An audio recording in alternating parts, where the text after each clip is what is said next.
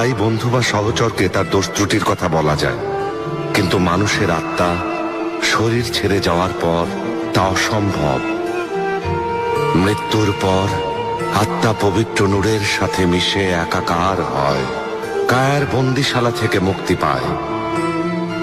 মৃত ব্যক্তির গীবত তাই অনর্থক, ভুলে যেতে হয়, কারণ তখন সে এ পৃথিবীর ভালো মন্দের ঊর্ধ্বে চলে যায়। কাউকে খারাপ চোখে দেখো না, কাউকে খারাপ বলো না, না দেখে কথা বলো না, নিজে না শুনে স্বচোখে কিছু না দেখে কাউকে দোষারোপ করো না।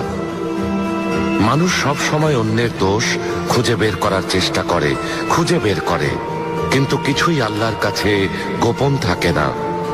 মানুষ দেখে, তবে সে দৃষ্টিতে আল্লাহর নূর না থাকলে সবকিছু